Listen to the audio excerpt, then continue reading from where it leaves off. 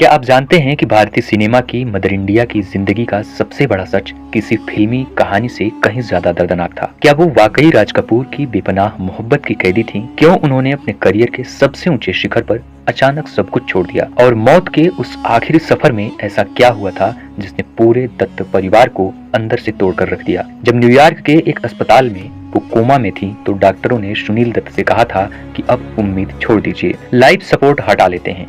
लेकिन सुनील दत्त ने क्या कहा? एक माँ जो महीनों तक मौत से सिर्फ इसलिए लड़ती रही ताकि अपने बेटे को बड़े पर्दे पर स्टार बनते देख सके। लेकिन क्या एक महज इत्तेफाक था या कोई खौफनाक नियति कि उस बेटे की पहली फिल्म के प्रीमियर से ठीक 5 दिन पहले ही उनकी सांसें थम गई। प्रीमियर के दिन थिएटर में उनके नाम की वो खाली कुर्सी आज भी क्यों हर आंख उसको नम कर देती है। आज हम नरगिस दत्त की उस दास्तान को खोलेंगे जिनके बारे में इतिहास की किताबों में अक्सर पन्ने फाड़ दिए जाते हैं। क्या वो वाकई किसी के प्यार में बर्बाद हुई या वो खुद अपनी शर्तों पर जीने वाली एक ऐसी रानी थी जिसे कोई नहीं समझ सका?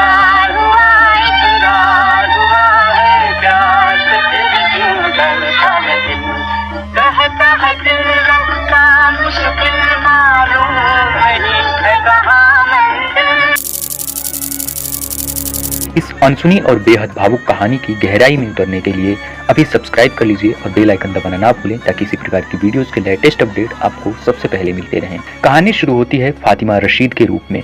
1 जून 1929 को कोलकाता में जन्मी फातिमा का परिवार कला से गहरा ताल्लुक रखता था। उनकी मां जद्दनबाई खुद एक मशहूर गायिका और फिल्म निर्माता थीं। कैमरे के सामने रहने वाली ये बच्ची सिर्फ 6 साल की थी जब उसने तलाश ए हक में पहली बार कदम रखा। उस दौर में एक मुस्लिम लड़की का अभिनय करना समाज के लिए एक बड़ी चुनौती थी। इसी वजह से नाम बदला गया और जन्म हुआ नरगिस का, एक ऐसा नाम जो आने वाले दशकों तक गूंजने वाला था। 1940 का दशक आया और नरगिस ने राज कपूर के साथ मिलकर इतिहास रच दिया।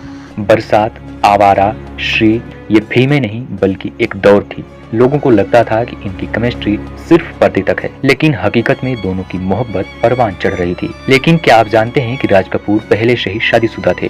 नरगिस का इंतजार कभी खत्म नहीं हुआ। सालों तक एक ही उम्मीद में जीने के बाद जब उन्हें एहसास हुआ कि इस रिश्ते का कोई भविष्य नहीं है तो उन्होंने खुद को इस रिश्ते से अलग करने का सबसे कठिन और दर्दनाक फैसला लिया। फिर आया 1957 का साल। मदर इंडिया शूटिंग के दौरान एक ऐसा वाकया हुआ जिसने पूरी दुनिया बदल दी।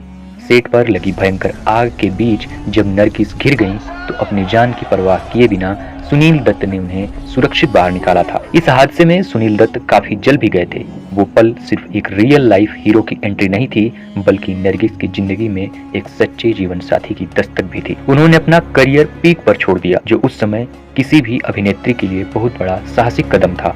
उन्होंने राज कपूर की दुनिया छोड़कर सुनील दत्त के साथ एक शांत घरेलू जीवन चुना। सुनील दत्त के बेटे संजय दत्त और 2 बेटियों के साथ जिंदगी बेहद खूबसूरत चल रही थी। लेकिन खुशियों के इस आशियाने पर अचानक 1980 में एक काली परछाई मंडराने लगी। राज्यसभा के सत्र के दौरान नरगिस अचानक बीमार पड़ गईं। शुरुआत में लगा कि जांडिस है, लेकिन जब जांच हुई तो डॉक्टरों के पैरों तले जमीन खिसक गई। नरगिस को पैंक्रियाटिक कैंसर था जो काफी बढ़ चुका था। सुनील दत्त उन्हें तुरंत इलाज के लिए न्यूयॉर्क के मशहूर Memorial Sloan Kettering Cancer Center ले गए जहां नरगिस की कई सर्जरीज हुई। कीमोथेरेपी के दर्द से उनका पूरा शरीर टूट चुका था, लेकिन उनका हौसला नहीं डिगा। इलाज के दौरान वो कई हफ्तों तक कोमा में चली गईं। डॉक्टरों ने तो यहाँ तक कह दिया था कि अब वो कभी होश में नहीं आएंगी, बेहतर होगा कि हम लाइफ सपोर्ट यानी वेंटिलेटर हटा लें। लेकिन सुनील दत्त ने साफ मना कर दिया। वो अपनी पत्नी को यूं ही नहीं जाने दे सकते थे। उन्होंने रात दिन नरगिस के बेड के पास बैठकर उनके लिए ईश्वर से प्रार्थना की और फिर एक चमत्कार हुआ। नरगिस कोमा से बाहर आ गईं। जब होश आया तो उनके चेहरे पर वही पुरानी मुस्कान थी। वो भारत वापस लौटना चाहती थी क्योंकि उनका सिर्फ एक ही सपना था, अपने बड़े बेटे संजय दत्त को सिल्वर स्क्रीन पर देखना, जिनकी पहली फिल्म राकी रिलीज होने वाली थी। मार्च 1981 में वो भारत लौट आई, लेकिन कैंसर ने उनके शरीर को बेहद कमजोर कर दिया था। वो व्हीलचेयर पर थी, फिर भी उन्होंने जिद की कि वो 8 मई को होने वाली राकी के प्रीमियर में शामिल होंगी। सुनील दत्त ने थिएटर में उनके लिए एक स्पेशल एम्बुलेंस और सीट का इंतजाम भी कर लिया था। लेकिन तकदीर का खेल देखिए, 2 मई को उनकी तबीयत अचानक बहुत ज्यादा बिगड़ गई और फिर वो कोमा में चली गईं। और आखिरकार 3 मई 1981 को अपने बेटे के फिल्म के प्रीमियर से ठीक 5 दिन पहले इस महान अभिनेत्री ने हमेशा के लिए अपनी आंखें मूंद ली। 8 मई को जब राकी का प्रीमियर हुआ तो सुनील दत्त ने संजय दत्त के बगल वाली एक कुर्सी खाली रखी थी। यह कुर्सी नरगिस जी के लिए आरक्षित थी, वह शारीरिक रूप से वहां नहीं थी, लेकिन उनकी रूह अपने बेटे को आशीर्वाद दे रही थी। पूरा थिएटर उस खाली कुर्सी को देखकर रो पड़ा था। नरगिस सिर्फ एक बेमिसाल कलाकार नहीं थी, वो एक योद्धा थी। उन्होंने न सिर्फ अपने अभिनय से दर्शकों के दिलों पर राज किया, बल्कि अपनी जिंदगी के हर तूफान और कैंसर जैसी जानलेवा बीमारी से भी आखिरी सांस तक पूरी ताकत से लड़ाई लड़ी।